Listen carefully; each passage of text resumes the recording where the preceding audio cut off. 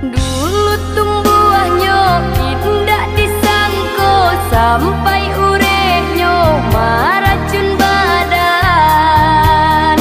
So itulah sakit nan denai raso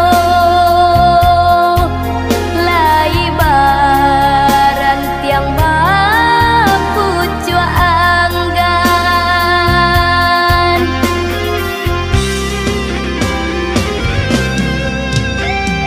Kini bina lulah pai pindah ke batangan lain.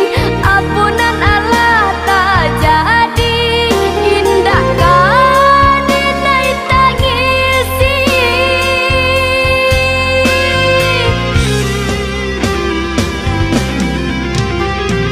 Allah suratan hiduiku digaris kanan kuaso satio penyakit ibu ube pun diberikannya. Ini bina lulah pai menyasok batangan lain.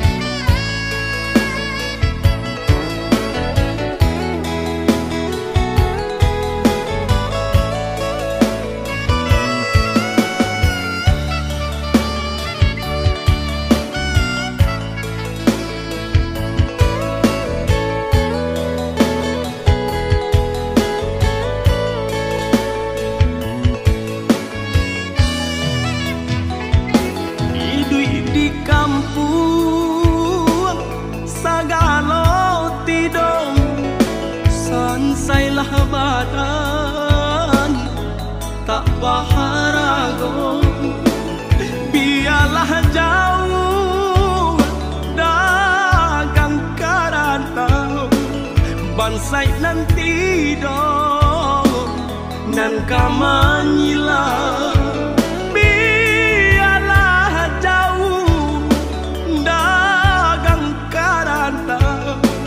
Bansai nanti dong nan kamanyilau.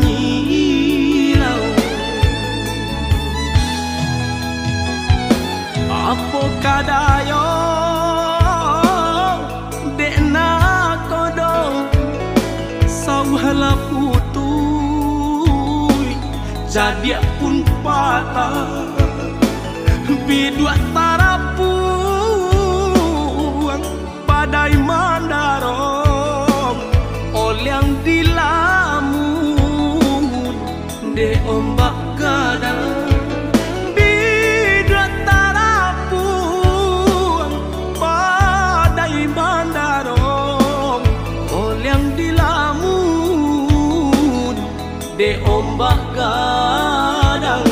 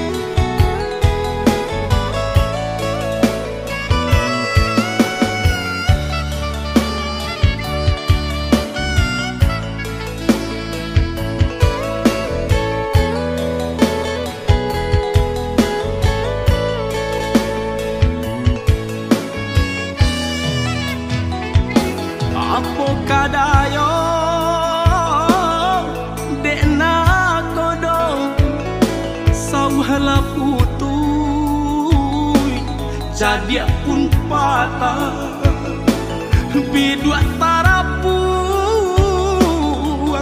padai mandarong olyang dilamun de ombak gadang bidua tarapuang padai mandarong olyang dilamun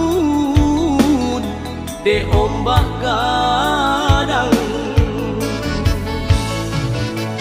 saulah air mandikan diri baitu widui nanden jalan walau dirantau tak gadai diri kampung nan indah di jalan lain biarlah karam bidua di tangan padonyo lapu di tapi